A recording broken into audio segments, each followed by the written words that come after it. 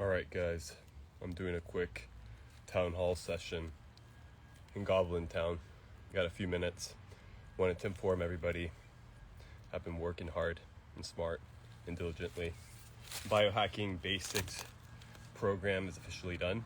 So now it's in the editing phase, and then you guys will get what I believe to be just some of the fundamentals, right? When it comes to biohacking, and just on my own personal journey in terms of fitness, in terms of just approaching a more dynamic life, a life that will definitely lead to more longevity. Well, I've discovered a powerful symbol. It's a triad. It's kind of similar to the Triforce, right, from Zelda, but it extends beyond that. There's definitely powerful like energy behind the number 3, right? Hence why there's the verse of like 3-strand cord not being easily broken, right? So when it comes to biohacking, the fundamentals, right, in my opinion, is knowledge, understanding, and then wisdom. And then once you understand the implication of each of those 3 and how they kind of harness together, you can really start like just diving into understanding like the tactics and the basics, right? Because the issue I see is a lot of guys want the routine or give me the how to do it, but they don't want to think, right? It's like you got to think, like what's the reasoning behind why you're doing something? Because once you understand the reasoning, right, then it becomes a lot easier in terms of, well, I understand how to use this, then I can implement this in multiple variety of ways in my workout routines, right? It's not like you're like stagnated to like, oh wait, what was that routine? What was that routine again? Anyway, just want to let you guys know that. I want to let you guys know that I feel like we are definitely pivoting in terms of like fitness, longevity, in terms of a lot of aspects in the human vector, right? Now, why is this important? Well, it's important because now we're allowed to think outside the box. Now we can actually try new tactics without really caring what other people think. And since we have the Wi-Fi, even though we are hyper connected through this form of technocratic magic, in my opinion, you can still tap into information, right? The idea here through the power of knowledge, right, is understanding the what, right? And then the understanding is actual like implementation, and then wisdom is the actual action. But I'll leave that for the program. What I'm trying to convey, guys, is think about it. Everybody's looking up to like fitness influencers, this and that, but it's like, how do they get there? What's the longevity? Like all the bodybuilders from all these eras, like how do they look now? Like, is that really conducive to health and fitness? I don't know. I don't think so. I think it's cool. I think it's good to pursue aesthetics in terms of like building a good body composition and harnessing the power of youth, right?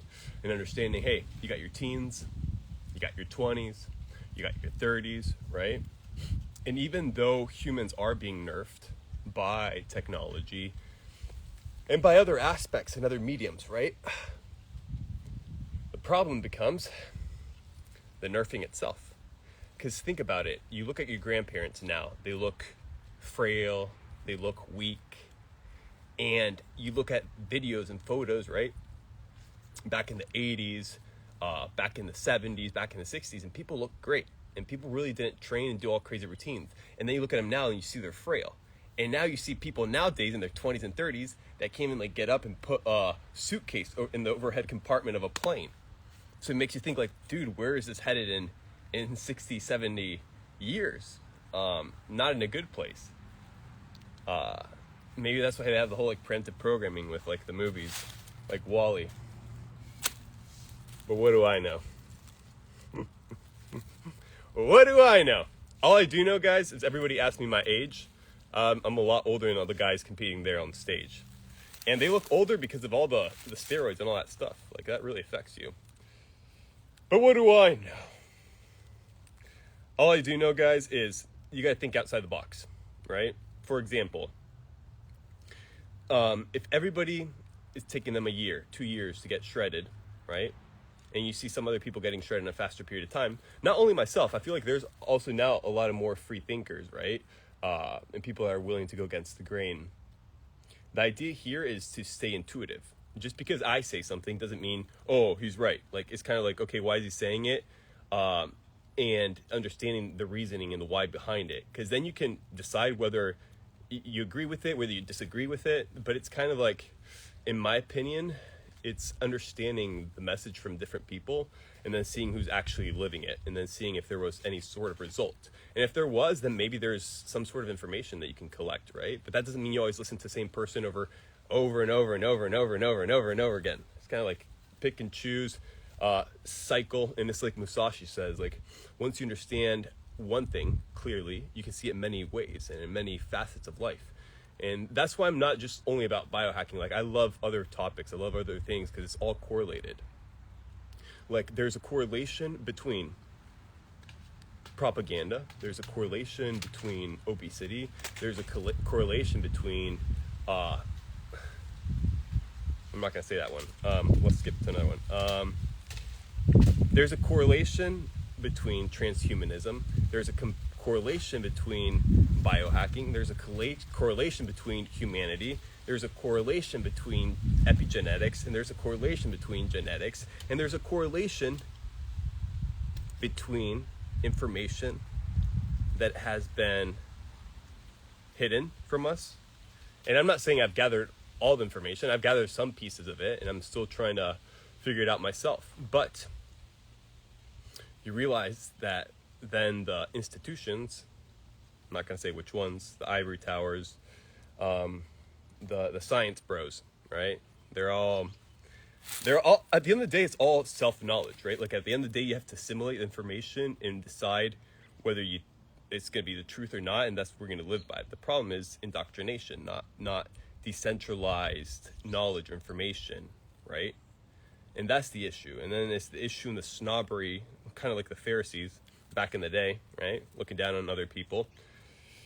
But what do I know? I'm just up in the mountains doing my thing, right? Anyway, I'm going to answer some few Q&As and then I have to get back to it. So let's see. I might do some questions. All right, no questions. I'm not going to scroll back, by the way. What are your thoughts on Shilajit? I think Shilajit's fantastic. Now we have to study the whole spectrum of Shilajit, like the origin, where it came from, which is interesting. A lot of people say, well, it was the yogis back in the day. Well, they saw some animals like going back to this black ooze or this black sap or this black resin and tapping into it, right? It's kind of interesting because then there's correlations of like, how do the animals intuitively know, right? Like what to get, what kind of food to get, like where to go drink water. Oh, a hurricane's coming. Oh, a tsunami's coming. Let's bounce. And then all the humans there just putting their sunscreen on the beach, getting wrecked, right? Like we're not in tune at all. And you can see the people that are in tune are the natives in the jungles and the remote areas. Those people are in tune. I don't even know where I was. Oh, we're talking about Shilajit. The issue is, and then I know the other spectrum of people that overdid Shilajit and died, right? And I'm not saying like, oh, I read a story. No, like I talked with a man that said his nephew or his cousin died because he overdosed with Shilajit. But it was not refined, right? He was getting out in the wilderness and he was overdoing it. I think he had some issues where he went to like step up his sex game. No libido. So he's like, let me try this black resin. I'm not laughing like the fact that he died. I'm just laughing that like this actually happens. Like humans are dumb. Like that's what I'm saying. Like we have to develop some sort of awareness. Like think about it. You got trends like people putting detergent pods in their mouth and everybody starts doing it. Like what is that? Talk about the thoughts on ayahuasca. I would not do ayahuasca in my opinion. And I can tell you why. People don't understand the psychedelic world. Like you have to get into psychedelics to understand psychedelics. And I'm not saying all psychedelics are the same. I think psychedelics are completely different. Psychedelics if you really look at it at a macro level, at a micro level, and at a quantum level, you understand that I'm not saying there's multiple realities going on. I'm saying you can perceive things at a different dimension depending on what state you're in. A perfect example of this is you eat a lot of crap food, you eat a lot of junk food, you do a lot of blue light, and then you feel like you're dumb, you got brain fog, you can't sleep well, and then you start eating healthier. Progressive overload, you start working out, going on sprints, you start fasting, then you go on a 2-day fast, 3-day fast, you feel fantastic, right? And you're like, oh wow, I feel really spiritual. That's what people call it. It's not spiritual, you're being more in tune with not the material world. Going back to psychedelics, the issue with psychedelics is it really opens the portal. It's almost like a frequency. So if you're playing frequencies like 111, 428, all these frequencies put you in certain states. Psychedelics do the same thing. Now, I don't have issue with certain psychedelics at low dosages if it's a singular psychedelic, right? And it does have its withdrawals, and people don't understand. And I'm gonna get into that point later. But going back to ayahuasca, the issue with ayahuasca, it's its origins, its inception. If you start studying Genesis 6 and you start understanding where science came from, where magic came from, where society was kind of like introduced, right? I'm just gonna keep it there and then go back to the ayahuasca. You understand that, okay, if you really break down how the chemical process of ayahuasca occurs, you realize that it's a lot of plants. It doesn't take like a normal person, oh, I'm going to tinker with this or tinker with that. No, you're talking about a specific formula, right? A specific formula that for it to be combined like that, the probabilities are so low. You might as well believe in evolution and the Big Bang, right? Now, why am I saying this? Perfect is who originated. And when people take these substances, it's very interesting, the same deities they're kind of dealing with, right? So you have different deities with different psychedelics, but it also depends on the person. It depends on the bloodline. It depends on if you're in a thin spot in terms of spiritual area. There's so many factors at play. If you have there's so many things, right? So my whole take is don't go to it if you think, oh, I'm in a sober state and I'm going to take this, it's going to change my life, right? Because a lot of people, ayahuasca is great, but then they don't talk about the whole other side of the spectrum of dealing with entities, right? All night, because they're like, they kind of like latched onto them. And for people like back in the, not even back, like right now, in places like Mexico and everything, like it's very normal. Like, oh yeah, we talk with people call them, some people call them guides, some people call them, they're guides, I forget what it's called, the specific English term. What I'm trying to convey is you're dealing with entities, right? Because you're not just flesh and blood, you're also spirit, and you're also not only consciousness, but you're also a lot more, right? Starting with light. But going back to ayahuasca, it's the specific formula, and then you have people that actually practice ayahuasca, right? In the ceremonies, and they're like, yeah, well, it's normal. We'll get in a gathering in a group, and I'm just saying, I watched documentaries and the shamans talking in Spanish, right? Just explaining the rituals, and they're like, yeah, sometimes what we do is certain chants, right? It's all about creating the ambiance for thinning out the space for spirits to enter. And when you introduce psychedelics into it in a specific combination, well, spirits may come, right? Like, and people that have never seen it, like, don't understand. Like, if you're all day, like, watching YouTube, all day, like, drinking Mountain Dew, playing Call of Duty, bro, playing Fortnite, bro, getting your Starbucks, bro, you know, like, you're really botted. Like, you're in your own little bubble, right? And then when somebody else talks to you, be like, oh yeah, there's cannibalism going on in not only the jungles but in modern society, you're like, wait, what? No way, bro. You're gonna break my paradigm, bro. And if you break my paradigm, I might be depressed. So I would not do ayahuasca at all, in my opinion. I haven't done it. I've heard a lot of it, and I've heard a lot of people that have dealt with entities and have committed suicide, or things got a lot worse after ayahuasca. No, for some people, they had a tremendous experience. They still do it. They become teachers, and then they actually help other people. Like, I'm just saying, based on the research I know, based on my intuition, my gut, I don't think that's something I want to tap into now. Maybe some chlorophyll or some methylene blue. But that's my opinion on it. And like DMT, right? Like you can take DMT, but then you can also do breath work to activate DMT. Same thing, right? The issue is all these spiritual guys, right? All these guys that can teach you how to do all these cool things with your body. They can teach you how to astral project. They can teach you all these cool things, right? They can really empower you, bro. What they don't understand is like you're also messing with the spiritual realm. People don't understand silver cord. Like if your silver cord's cut and you're out of your body, you're basically dead, right? And people don't address these things. And then people actually know like spiritual warfare, spiritual tactics, and can be in tune and actually cut your cord if you're out of your body. Like, I don't even know why I'm talking about this right now. You guys totally derailed me there with ayahuasca. Anyway, I was dropping some data sets. Dojo Mode Day 13, congrats, bro.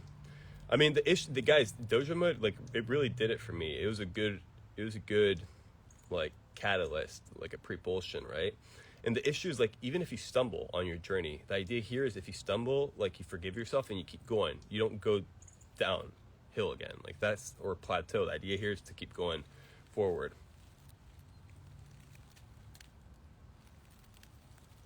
Oh.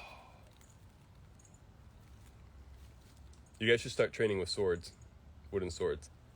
It's pretty cool. It's an extension of yourself. When I look at my sword, it's a visual manifestation of my will. Oh.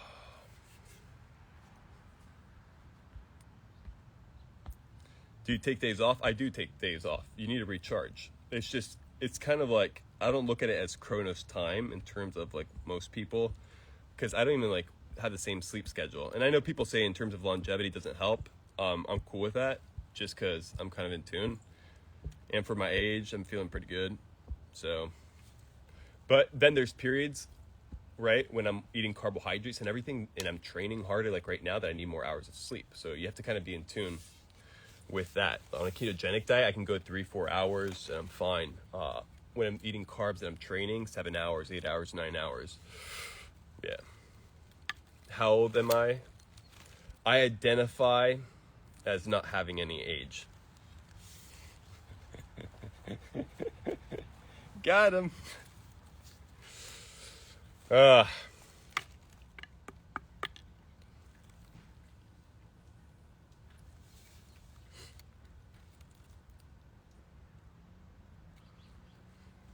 What's your goal in life after succeeding longevity? So to be honest, I don't even know if longevity is my goal. I'm just thinking like kind of like purpose driven. Like I don't even count. I don't weigh myself usually. I don't really track my numbers. I don't count my steps. I don't do Aura Ring. Like I'm not botted and letting an AI play placebo and be like, yeah, you didn't sleep enough, bro. Like I'm pretty in tune with that. Now later on as I progress and I feel like I need to check things, I'm definitely going to get into it, right?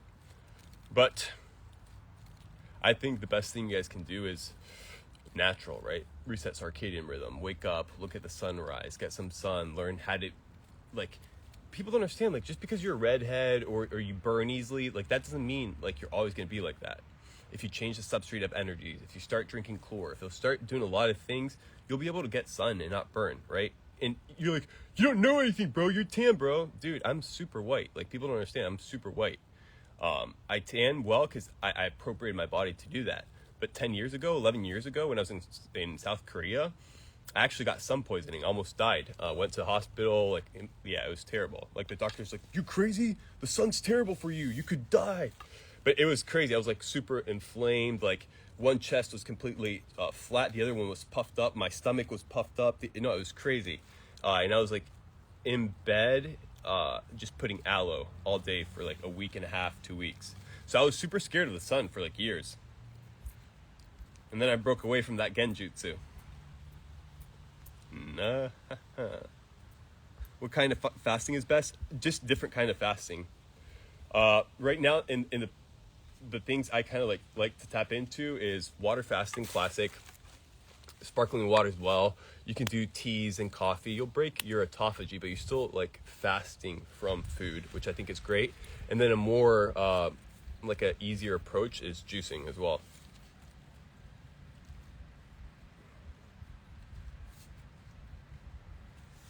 You ever dry fast? I do dry fast. I don't think it's good at the beginning. I think it's a progressive overload. Like you work your way into dry fasting. Because most people just do the extremes. They go from one extreme to the other. And then they get wrecked.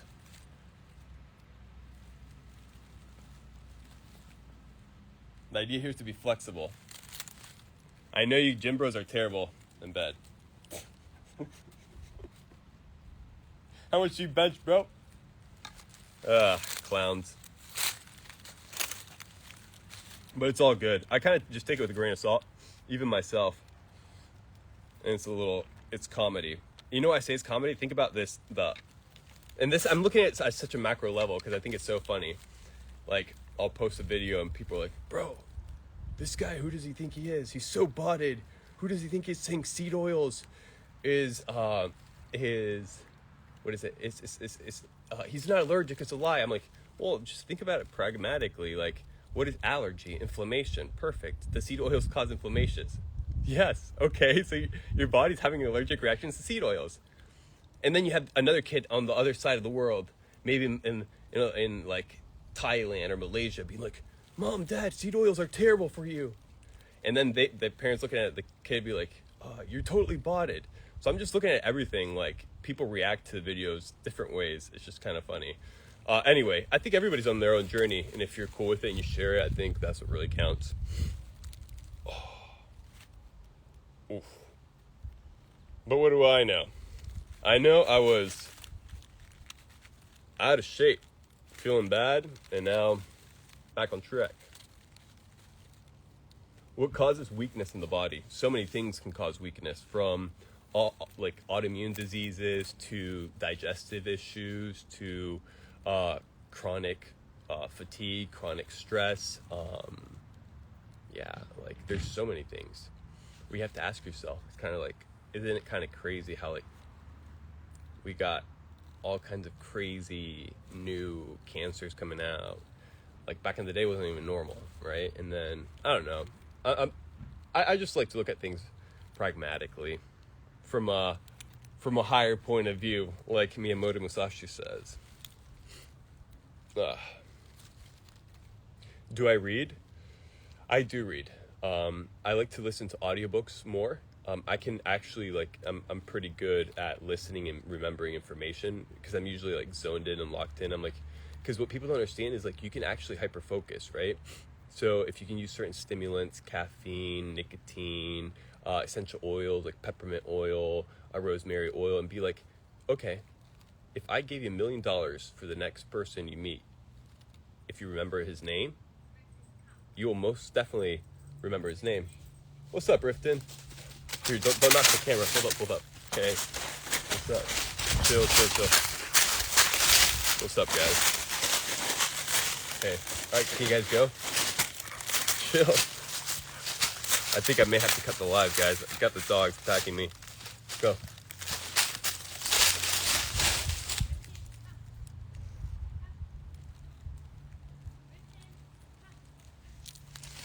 Go. All right. Sorry about that. I don't even know what I was talking about. Something with nicotine, stimulants. Oh, yeah. So the name, right? So if I told you, like, the next person you meet, you're going to get $1 million, you would remember the person's name because you're actually hyper-focused and you realize the importance of the value of the information that was at stake. Now, if not, you don't remember names. You're like, yeah, I'm not really good at remembering names. No, so you don't really care, bro. Like, that's the truth. Hey, buddy. This is Rifton, by the way, talking about names. What's up? Hey. You guys can check him out. He's cute. I think it's good to have dogs. They're better than cats. Hey. All right, so pro tip, guys. Whenever a dog's biting you, just press down on his tongue lightly, and he'll stop biting you, right? And I just tell him, don't bite. He's getting better. He was like, I was getting wrecked. Don't bite. No. Good boy. Dude, you got so dirty. Anyway, guys.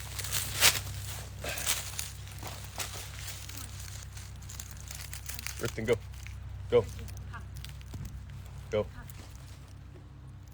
You're not gonna listen?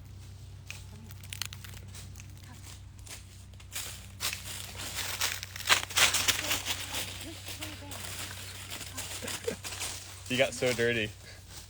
So bad. Dogs, puppies, they're like little kids, bro. But they don't cry, they just bark.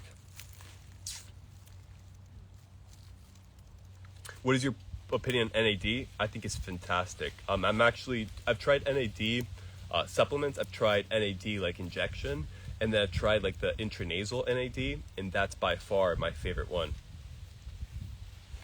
I instantly feel it. It's like a pick me up. So I'll do a little nicotine, a little bromotain, sublingually, and then I'll do shots of NAD, and I'm like instant, like waking up the senses. But the idea here is like that. So when I'm gonna like listen to something, I'm like, okay, I really need to pay attention to this because this could be valuable information. So I'll stretch, I'll listen to red light, I'll take a bath, I'll do multiple things, kind of like stacking a lot of things, so it kind of makes sense to do it and doesn't feel like it's a waste of time. But then I'll read as well.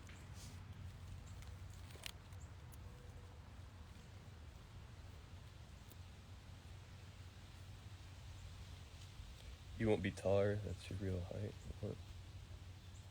How to beat lust, Mr. Belmar? I mean, lust is an issue everybody has to deal with, right? Like, that's the truth. But you also have to be like really like rational about it. But I don't want to even get into that. Like, that's a long combo. That's like 30 minutes, me riffing about that. But it's definitely something everybody has to deal with. And the truth is, it's now we have it more predominant than ever. Like, I remember when I watched my first pornographic image, I was probably like 13, 14. It was like a magazine. Now kids, they're like 1, 2, 3, 4, and they have an iPad, and it's crazy, dude. Like, it's not good. That's what I'm trying to convey. But how are you going to beat lust? Well, ideally don't have it in front of you all the time. So just the fact that you have a phone on you, like, already makes the whole thing a lot more challenging. But it's definitely something everybody has to like struggle with, right? And then there's more people that have a bigger struggle than others. But I feel like it's like, what are you entertaining, right? So if you're listening to a lot of junk music that's saying like, you're gonna pop this, you're gonna pop that, you're gonna twerk, like you're feeding it, and you're like, I don't know why I can't do it, bro. And then you don't, and the idea also is it's dopamine. Like, it gives you so much dopamine. So let's say you have a boring life, everything sucks, and then you have a phone with blue light that gives you dopamine, and then you see tits, right? And you got dopamine. So you're like dopamine, and your rest of life, so it's sucking you in. So you have to like substitute for a healthier version of dopamine. Like, that's what I think. Like, getting the sun, dopamine. Doing a workout, dopamine. And it doesn't have to be a crazy workout. But yeah. Dang, I got super dirty.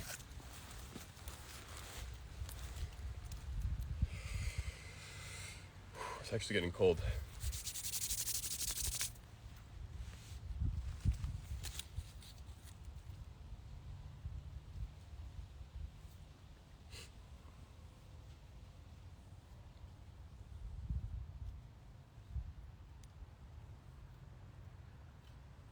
Some of these questions are so funny. Why is warm water better for shredded? That's a good question, actually. So this is what I actually tapped into. There's a it's just intrinsically, you have to look at it like cold water, right? I'm not saying cold water is bad. What I'm saying is drinking a lot of cold water with tons of ice and then stacking it with food, and you're drinking and chugging, you're eating your dried chicken in the microwave with the rice, and you can't swallow it, so you're chugging cold water. That's what I'm talking about, right? So do digestive teas, warm water, get the digestion flowing, take a break, eat your food. That's what I'm talking about. That's what really helps. Like, when I got shredded, I was tapping into that gourd, like the shredded gourd, so hard. I was like, multi-day fast, shredded gourd. Because the teas and the coffee make it a lot easier. You can do sparkling water. You can cut the cravings also with apple cider vinegar. Like, worst case scenario, you eat something, but you eat something that's not gonna like wreck you. Greek yogurt, kefir. You can break Jello. You can do juices. You can do bone broth. You can do a lot of things.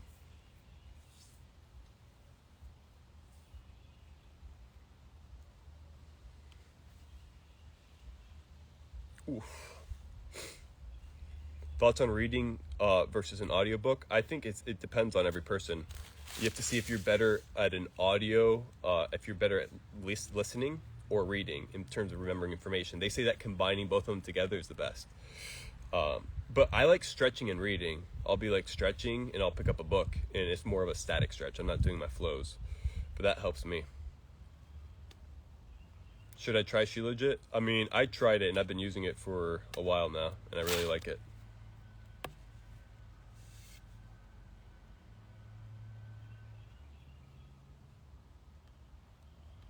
What are your thoughts on AD? I already answered that question.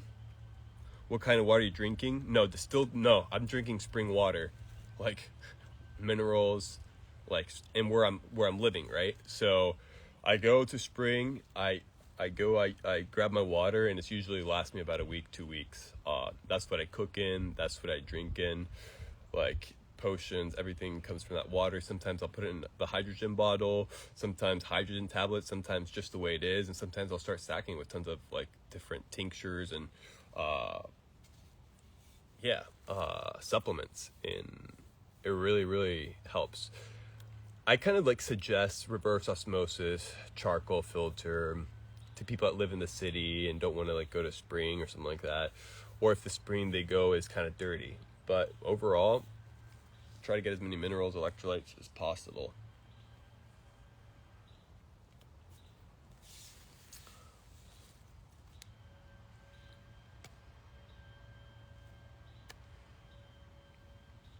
Guys, I'm telling you, it's kind of like you have to take the approach like Solo Leveling. I don't know if you guys watched the anime. Pretty good anime. Got a lot of like weird stuff, like the whole portal thing. Come on, we all know that shit's like they're working on that so hard, and then they're just using anime to push that shit.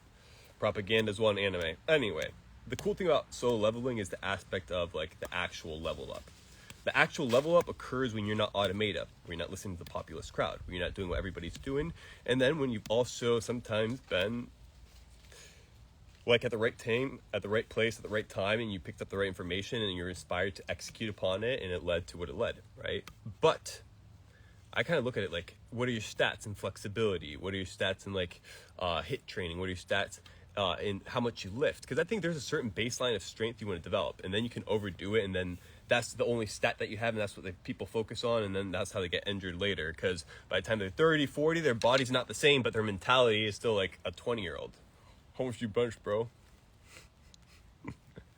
I was walking in the park the other day, and I saw a guy, he's like, I think it's Halloween, so this is a couple of weeks ago. Characters, bro. I already knew what he was going to tell me. Like, I knew what he was going to say before he said it. So, it was Halloween, he walked. He's like, oh, I know you. You're from the gym. I've seen you work out. What are you dressed up as today? Because I was just wearing my get and stuff. And I'm like, oh, well, I identify as nothing. And he's like, okay. Hey, bro, how much do you bench, bro? I looked at him, I'm like, 2 pounds, bro. And I dipped. Classic gym bro stuff. Like, it doesn't matter how much you bench. How's the proper form? Are you progressive overloading? Are you like reducing and mitigating the chance of getting injured?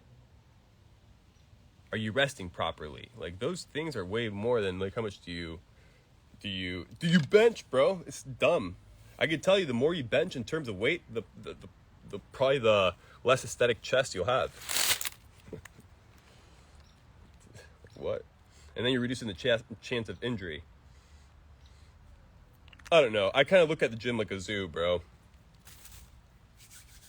Doing all kinds of weird things in there. It's all good, though. No hate. It's just comedy for me.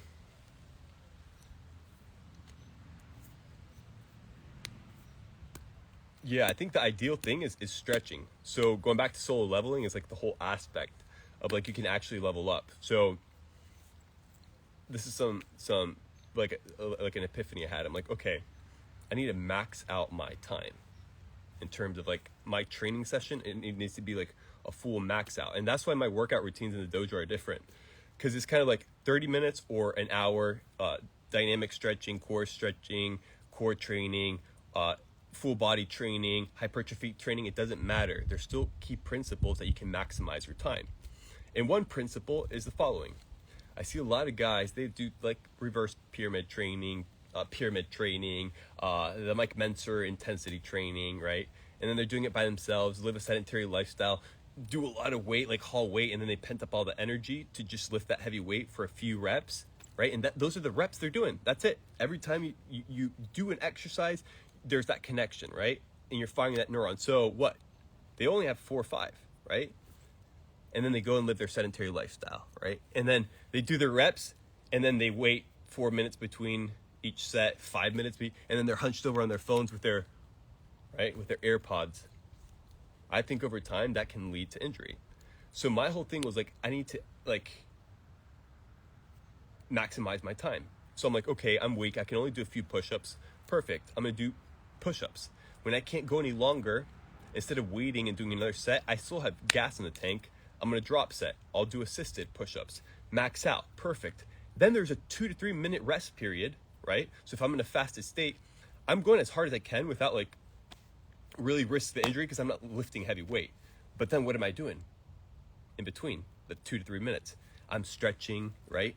And it's all like warm-ups, and I'm focusing on my breathing, essential oils, like really zoning in into the training I'm about to do again. So almost take like the stretching in between as a break for the training that's gonna happen again.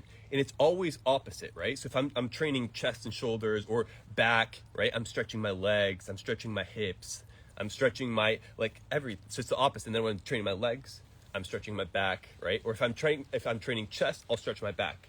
If I train back, I'll stretch my chest. And what people don't realize, right? So I'm not gonna flex on you guys, but I'm looking pretty good, especially for not working out, and especially for bad lighting. What I'm trying to convey is I want to show you guys something, right? So check it out. No, all right. On the serious note, chest, right? A lot of guys, when they work out chest, what's the problem? Is they're building a small little muscle, right? Because they're doing the hypertrophy. So over time, they have this little ball here, but they don't have length, right? And they don't have width, and they don't have a fuller chest because they're not stretching. So when you train, then take the few days off and stretch, yes, it's going to ruin the hypertrophy. It doesn't matter. You'll lose volume, but you're going to create like more room, right? It's just simple principles like that. Anyway, it's kind of cold. One sec.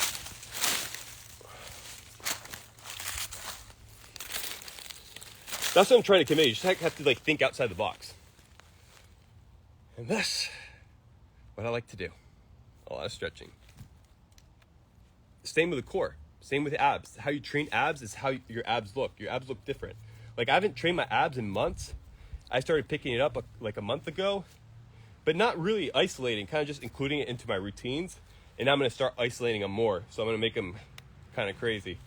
But at the end of the day, it's not pursuing vanity. It's just pursuing a healthy lifestyle and being comfortable with taking your shirt off, not having body dysmorphia. It doesn't matter if you're 5 pounds bigger, 10 pounds less. If you're feeling good, you're feeling good, bro. That's how I'm going to kind of, dang it, I totally got this dirty. I'm actually need to take it off because it's kind of itching all the leaves.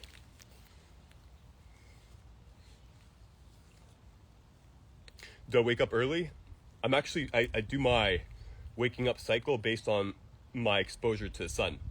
So right now I'm waking up anywhere from 9 to 11 a.m. and I'm going to sleep anywhere from 2 to 5 a.m. So I'm sleeping 6 to 8 hours. But that's because I'm not getting a lot of sun. If I was in a tropical environment and the sun's up at 5, I'd be up at 5 staring at the sunrise. So I'm kind of like switching it based on how much sun I can get. And that's how I like to do it. Any tips for hair? Yeah.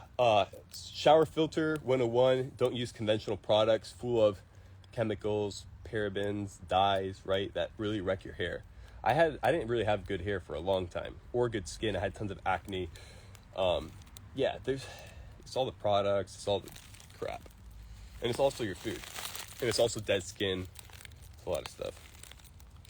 Anyway, this did go on a little longer than I thought. I'm probably gonna have to bounce. Got a lot of work to do. But for the people that are doing dojo mode, good job. Also a lot of news coming out soon, so stay tuned. And the biohacking basics program will be dropping. Peace and grace, guys. I got to get back to work.